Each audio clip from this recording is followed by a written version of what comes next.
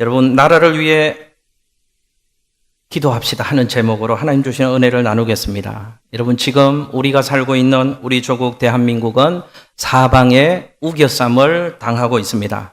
마치 지금의 형세가 100여 년 전에 세계 열강이 조선을 집어삼키려 하던 때와 아주 흡사한 형국이 대한민국을 둘러싼 우리 주변에 펼쳐지고 있습니다. 여러분, 미국의 트럼프 대통령은요, 부동산 재벌 출신입니다.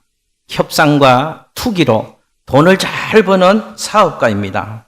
당선 후에 그가 행했던 짧은 정책들 또 모습들을 살펴보면 선거 때와 했던 말과 일관성 있는 정책을 펼치는 것을 우리는 볼 수 있습니다. 트럼프는요, 미국의 이익이 되는 일이라면 동맹도 필요 없습니다. 이웃도 필요 없습니다. 자유와 평등, 그리고 이민자들이 세운 연합국가, 이런 가치는 이미 박물관으로 옮겨진 지가 오래되었습니다. 국제 평화를 위해서 희생한다든지 기꺼이 내 것을 내어주어서 다른 공동체를 살리는 일들, 이런 대의명분 같은 것도 이미 미국의 트럼프 정책에서는 찾아보기가 힘이 듭니다. 여러분, 그런 반면에 중국의 시진핑은 어떻습니까? 강한 군사력으로 동아시아뿐만 아니라 서남아시아까지 세력을 확산시키고 있습니다. 한국의 사드 배치를 문제 삼아서 경제적으로, 문화적으로 모든 분야에 우리나라의 압박을 강력하게 가해오고 있습니다. 미국을 버리고 중국 쪽에 줄을 설 것을 우리나라에 압력을 넣고 있습니다. 여러분, 러시아의 푸틴은 어떻습니까? 저 지도자는요, 마초 근성이 매우 농후한 강력한 지도자입니다. 힘의 논리, 약육강식의 논리, 이것으로 이웃 관계를 맺는 마초 근성이 농후한 매우 강력한 지도자입니다. 미국과 정부 두 나라가 모두 손을 내어 밀고 있기 때문에 그의 입지가 더 강화될 전망이라고 합니다. 일본의 아베는 어떻습니까? 한국과 예리하게 각을 세우면서도 미국과 보조를 맞추는 실리 외교를 취하고 있습니다. 그리고 일본의 재무장을 준비하면서 일본 역대 수상 중에 최고의 지지를 받고 있습니다. 이렇게 우리 조국 대한민국을 둘러싼 4대 강국이 하나는 자국우선주의, 민족주의, 강력한 국가를 외치는 스트롱맨 전성시대를 구가하고 있습니다. 북한의 김정은은 어떻습니까? 형을 암살하고 미사일을 쏘고 핵으로 위협하며 자신의 존재를 과시하고 있습니다. 이런 우리나라를 둘러싼 외부 환경이 사방에서 우리 조국 대한민국의 목을 조여오고 있는 이 시대, 우리는 살아가고 있습니다.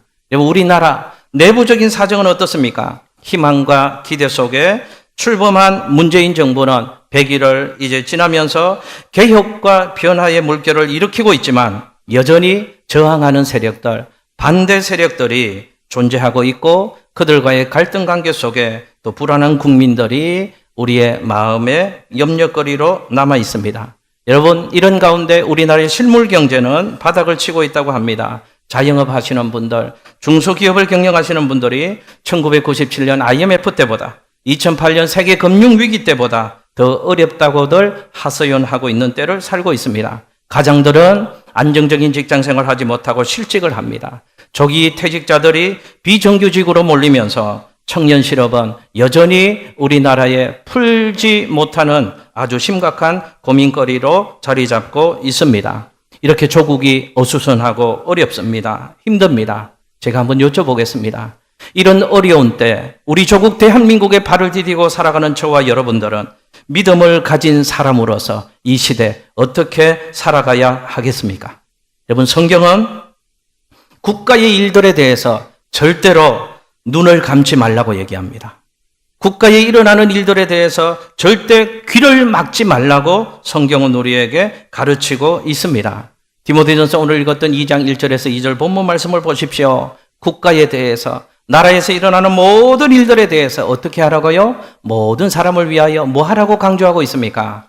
기도하라. 나라에 일어나는 모든 일들, 그 모든 사람들을 위해서 기도하라. 그 기도 속에 특별히 임금들을 위해서 기도하랍니다. 높은 자들을 위해서 기도하랍니다. 무슨 얘기입니까? 이 나라의 위정자들을 위하여 교회가 믿는 사람들이 기도해야 된다라고 성경은 우리에게 가르치고 있습니다.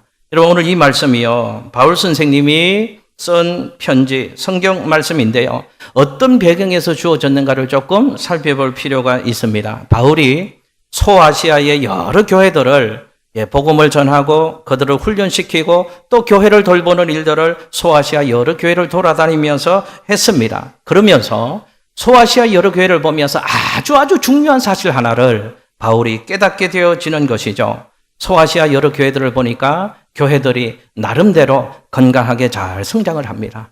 교회들마다 믿음의 사람들마다 하나님이 복을 주시고 은혜를 주십니다. 그렇게 신앙생활 착실하게 해나가는 것이 너무 감사한데 그중에 바울의 마음속에 교회들과 성도들을 보며 너무너무 안타까운 마음 하나가 생겼습니다. 그것은 이것입니다. 성도들이 신앙생활 하는데 개인적 울타리를 뛰어넘지 못하고 신앙생활을 하고 있더라는 것이죠. 쉽게 제가 말씀드릴까요? 교회 생활하고 신앙생활 열심히는 하는 것 같은데 내 구원 받으려고요. 내 천국 가려고요. 나만 복 받으려고요. 조금 더 나아가면 내 새끼들 일이 잘 되게 하려고요. 우리의 가정이 편안하려고요. 조금 더 나가면 우리가 섬기는 교회가 안전하면 되지. 이렇게만 안주하고 있고 그 이상의 영역을 뛰어넘지 못하고 개인적인 신앙의 차원에서 그 울타리에 갇혀 있으면서 신앙생활을 하고 있는 소아시아 여러 교회들을 보면서 바울의 마음속에 안타까운 마음이 생겼습니다. 그래서 오늘 이 본문 말씀으로 신앙을 권면하고 있는 것이죠. 여러분, 이 땅에는 여러 가지 많은 종교들이 있습니다. 근데 모든 종교는요, 두 가지의 영역에서 책임을 잘 감당하는 역할을 종교는 해야 됩니다. 하나는 개인적인 측면입니다. 개인의 영혼의 문제, 개인을 구원하는 문제를 해결할 수 있어야 합니다. 또 하나는 공동체적인 책임입니다. 사회적인 책임입니다. 만약에 성도들이, 교회들이 살아가는 세상 가운데서 가난하고 소외되고 아파하는 사람들이 눌려있고 착취당하고 아파하는 채로 살아간다면 종교는 그것을 외면해서는 안 된다는 것입니다. 또 하나는 우리가 살고 있는 이 시대가 부정직하고 탄압받고 어둠의 시대 속에 살고 있다면 교회는 그 세상을 향하여 문을 걸어 담그고 우리만 거룩하면 돼. 그렇게 신앙생활 해서는 안 된다는 것을 바울 선생님은 오늘 얘기하고 있는 것입니다. 그 부패한 세상을 향하여, 아파하는 세상을 향하여 교회와 믿음의 사람들은 어떤 역할을 감당할 줄 알아야지 그게 건강한 종교고 바른 종교라고 바울 선생님은 우리에게 말씀하고 있습니다. 그러므로 교회는, 기독교는 철저하게 개인적인 구원을 먼저 강조합니다. 예수를 믿고 구원을 받고 이 땅에서도 행복하고 영원한 저 나라에서도 행복한 삶을 살 수 있는 가장 명확한 길을 예수님을 통하여 우리에게 제시하고 있는 것입니다. 개인의 영혼을 구원하기 위해서, 개인이 행복한 삶을 살기 위해서 복음을 통하여 최선을 다하는 것이 기독교고 교회라고 얘기할 수 있습니다. 동시에 교회와 기독교는요, 사회 구원에 대한 책임도 잘 감당하는 종교입니다. 여러분, 성경에 교회의 정체성, 믿음의 사람들의 정체성을 이렇게 얘기하는 대표적인 표현이 있습니다. 너희는 세상에 뭐라고요?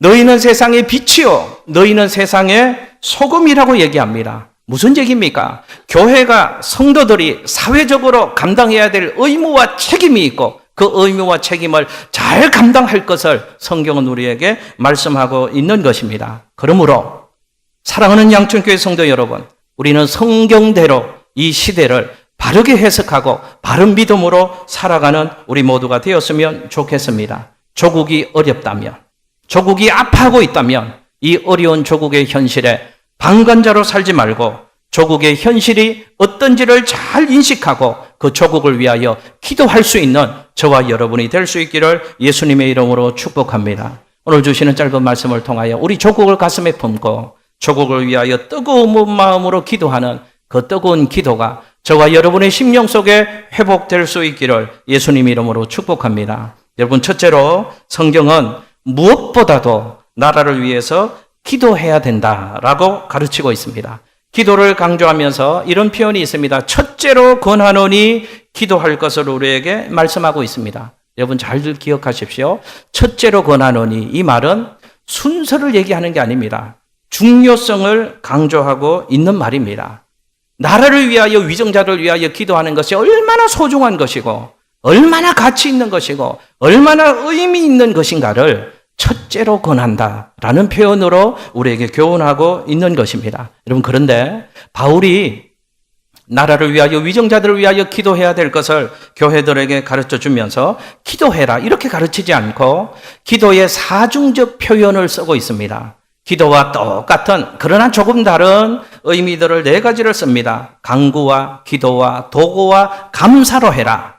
무슨 얘기입니까? 바울 서신에 보면요, 이런 기도의 사중적 표현이 오늘 읽었던 성경 본문 외에는 나오지 않습니다. 바울 서신 가운데 단 한 곳 오늘 본문에서만 강조를 하고 있습니다. 무슨 의미인가 하면 나를 위하여 기도하는 것이 그렇게 중요하니까, 그렇게 의미 있고 가치 있는 것이니까 기도로 할 수 있는 모든 형식과 방법을 다 동원해서 나라를 위하여, 교회는, 믿음의 사람들은 기도해야 된다라고 교훈하고 있습니다. 여러분, 어느 공동체나 문제는 생길 수 있습니다. 문제가 생기면 말하는 사람들은 너무 많습니다. 그러나 기억하십시오. 하나님의 역사는 말쟁이들을 통하여서 나타나지 않습니다. 무릎 꿇어 기도하는 기도의 사람들을 통하여서 하나님의 역사는 오늘도 우리의 역사 속에 나타나게 되는 줄로 믿습니다. 그러므로 기도는 최고의 애국입니다. 기도는 최고의 교회 사랑인 줄로 믿습니다. 기도는 그리스도인들이 해야 될 가장 강력한 무기가 기도인 줄로 믿습니다. 이번 2번째로 바울이 기도를 강조하면서 기도해라. 그 말은요, 현실에 방관하지 말고 현실에 참여하는 신앙의 삶을 살아라. 우리에게 교훈하고 있는 것입니다. 여러분, 바울이 지금 이 성경 말씀에서 교훈할 때 그 당시의 상황이 어떠했는가? 이스라엘 백성들은 조국을 잃어버렸습니다. 주권을 잃어버리고 로마의 지배를 받고 있는 식민지 생활을 하고 있었습니다. 바울이 이렇게 권면하는 것이죠. 너희의 조국이 주권을 잃어버리고 식민지 생활을 하고 있는데 너희들은 조국이 처한 그 현실에 왜 무관심하고 방관하고 있느냐? 현실에 방관하지 말고 기도로 현실에 참여하는 신앙인들이 되어야 한다. 바울 선생님이 권면하고 있습니다. 여러분, 우리도 내 삶에, 우리의 자녀들의, 내 교회에, 이 지역에 물론 관심을 가져야 되지만 우리의 조국의 현실에 대해서도 관심을 가지는 것이 너무너무 중요하다는 것을 다시 한번 기억하셨으면 좋겠습니다. 왜 그렇습니까? 국가와 국민은 운명 공동체이기 때문에 그렇습니다. 국가가 있기 때문에 저와 여러분이 있는 줄로 믿습니다. 국가가 있기 때문에 우리의 가정이 있는 줄로 믿습니다. 국가가 있기 때문에 우리 교회도 있는 줄로 믿습니다. 국가가 있기 때문에 우리가 사랑하는 자녀들의 찬란한 기대하는 미래가, 조국이 있기 때문에 우리 자녀들의 미래도 있는 줄로 믿습니다. 그러나 우리의 조국이 무너지면요, 이 나라 이 민족이 무너지면요, 가정도 무너지고요, 사업터도 무너지고요, 교회도 무너질 수 있고요, 우리가 꿈꾸고 사랑하는 모든 것들이 순식간에 그 의미를 상실하고 무너질 수 있기 때문에 바울 선생님은 현실에 무관심하지 말고 기도로 참여하는 성도가 되어야 한다. 이렇게 우리에게 교훈하고 있습니다. 여러분, 도산 안창호 선생님을 아시죠? 도산 안창호 선생님은 저런 유명한 말씀을 하셨습니다. 나라의 운명이 그 당시 기울어가는 것을 보고 그 도산 안창호 선생님이 이렇게 기도했습니다. 저는 우리 민족의 죄인이 올시다. 하나님께서 이 민족을 사랑하여 주셨는데 이 민족을 위하여 아무것도 한 일이 없습니다. 저는 죄인이 올시다. 여러분, 기억하십시오. 그리스도인이, 하나님을 믿고 기도의 삶을 사는 교회와 그리스도인이 아파하는 조국에 대해서 무관심하고 조국의 현실에 대해서 방관자되어 살아간다면 이 땅에는 소망이 없는 줄로 믿습니다. 교인의 역할이 그렇게 중요하다, 그 말입니다. 여러분, 사람들이 이렇게 얘기합니다. 우리 조국이, 이 나라 이 민족이 이만큼 자유와 평화를 누리고 이만큼 번영을 누리고 이만큼 행복하게 살 수 있는 것은 다른 이유가 아니고 새벽마다 울며 기도하는 교회들, 새벽마다 밤마다 조국이 아파하고 힘들어할 때마다 내 문제로 끌어안고 조국을 위하여 기도했던 기도의 사람들 때문에 우리가 이만큼 살고 있고 이 평화와 이 번영을 누리고 있다고 많은 사람들은 이야기합니다. 여러분, 그게 맞는 것 같습니다. 우리나라 현실을 보십시오. 지하 자원이 풍부합니까? 국토가 넓습니까? 인구가 많습니까? 사람들의 도덕적인 수준이 얼마나 높습니까? 사람들이 지혜롭기 때문인가요? 아닙니다. 이 민족의 힘은 기도의 힘인 줄로 믿습니다. 기도하는 교회, 기도하는 그리스도인들 때문에 하나님이 이 나라 이 민족 가운데 함께하여 주시고 은혜와 사랑과 신실함으로 지키고 보호하시고 인도하여 주셨기에 이 나라 이 민족이 은혜 속에 여기까지 온 줄로 믿습니다. 그러므로 조국이 힘들고 아파하고 조국이 혼돈 가운데 있을 때 방관하지 말고 무관심하지 말고 기도하라고 성경은 우리에게 말씀하셨으니 조국을 위하여 가슴에 품고 기도하는 저와 여러분들 될 수 있으시기를 예수님의 이름으로 축복합니다. 여러분, 그러면 왜 조국을 위하여 기도하라고 성경은 우리에게 말씀하시는가? 첫 번째 이유는요, 이것입니다. 신자다운 삶을 살기 위해서는 교회와 성도들이 기도해야 된다. 2절 하반절에 보면요, 두 단어가 나옵니다.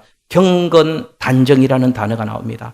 경건하고 단정한 신자다운 삶을 살기 위해서 기도하라. 이렇게 권면을 하고 있거든요. 여러분, 경건이라는 것은 하나님과의 관계 속에서 신자다운 삶을 살아가는 것을 얘기합니다.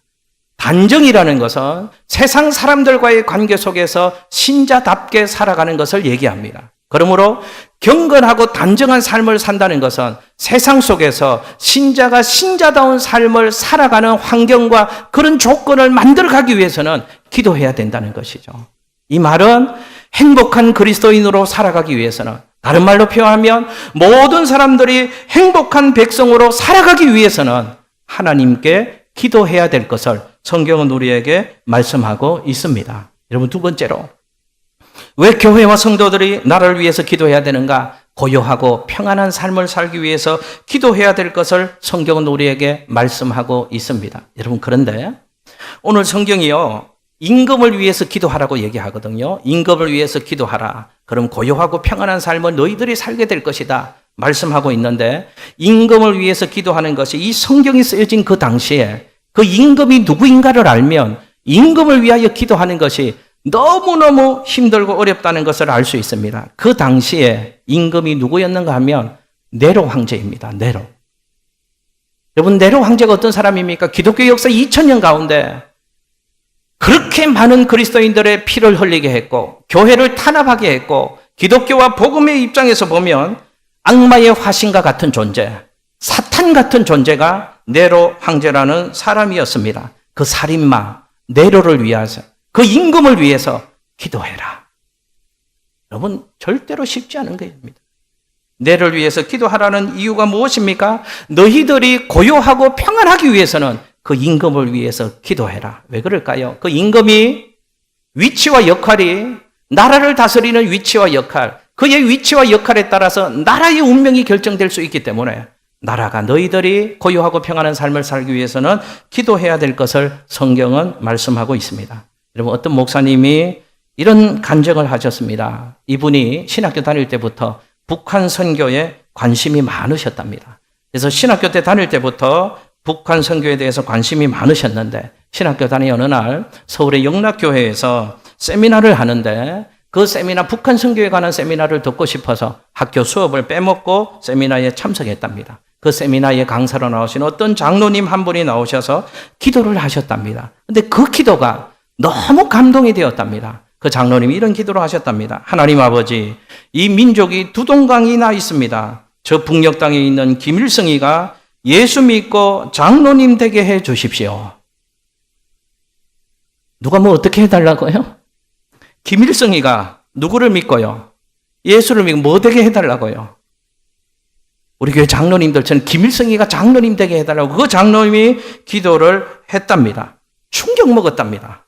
그 신학생은요, 그때까지 북한 선교에 관심은 많았지만 그런 기도를 한 번도 해본 적도 없고 그런 기도를 하는 분의 기도를 한 번도 들은 적이 없었기 때문에 충격이었습니다. 그 신학생은, 늘 북한 선교에 관심 많은 신학생, 그 목사님은 어떻게 기도했는가 하면, 주여, 김일성이가 빨리 죽게 하여 주옵소서. 혹이 터지든지 뭐가 막 암덩어리가 막 급속하게 암이 진행되어서 터지든지 하여튼 터져서 김일성이가 빨리 죽고 통일을 되게 하여 주옵소서. 그렇게 기도를 했다는 것이죠. 근데 그 장로님은 김일성이가 예수 믿고 장로 되어 저 나라가 통일되게 해 주십시오. 그렇게 기도를 했다는 것입니다. 수준이 다르잖아요. 수준이. 혹 터져서 죽어서 통일되게 해달라고 기도하는 사람하고 예수 믿고 장로님 되어 그 나라가 변화되어지게 해달라고 기도하는 사람하고 수준이 다르잖아요. 혹 터져서 죽어보면 더 센 놈이 나옵니다. 김일성 다음에 누가 또 나옵니까? 김정일 또 나오잖아요. 김정일가 뭐가 터져서 죽으면 끝이 아니고요. 또 누가 나옵니까? 더 센 놈요. 단단해 보이고요. 더 세고 젊은 사람이 또 나와서 더 악랄한 짓을 하는 것을 우리 볼 수 있잖아요. 그러니까 그 장로님의 기도가 바른 기도인 것 같습니다. 김일성이가 예수 믿고 장로님 되어지면요. 이렇게 얘기할 거 아닙니까? 날래날래 교회 가라오. 날래날래 기도하라오. 여러분, 국가의 위정자들이 나라의 운명을 결정짓는 아주 중요한 위치에 있고 그 역할을 하기 때문에 설사 그가 마음에 들지 않더라도 안 이뻐 보여도요. 그 위치와 역할이 중요하기 때문에 그를 위하여 기도할 것을 성경은 우리에게 말씀하고 있습니다. 나를 위하여, 정치인들을 위하여 기도하십시오. 이렇게 얘기하면 어떤 분들은요. 이쁜 구석이 있어야지 기도하지요. 맨날 엉뚱한 짓만 하는데 그들 뭐하라고 기도해 줍니까? 기도할 마음도 안 듭니다. 그러니 기도해 주시기를 바랍니다. 잘 못하니 기도해 줘야 되고요. 힘들어하니 기도해 줘야 되고요. 약하니까 기도해 줘야 됩니다. 여러분 앞에 서 있는 목사를 위해서도 기도해 주시기를 바랍니다. 힘드니까요. 혼자 잘 못하니까요. 제 능력으로 안 되니까요. 제 위치가 교회를 섬기고 하나님 나라를 섬겨나가 우리 양천교회 통로로 하나님이 부족하지만 이 위치 이 역할을 주시고 목사로 세워주셨으니까 제가 들어 이뻐 안 보여도 물론 우리 교회는 다 이뻐 보여줘서 제가 너무 행복해 죽겠습니다.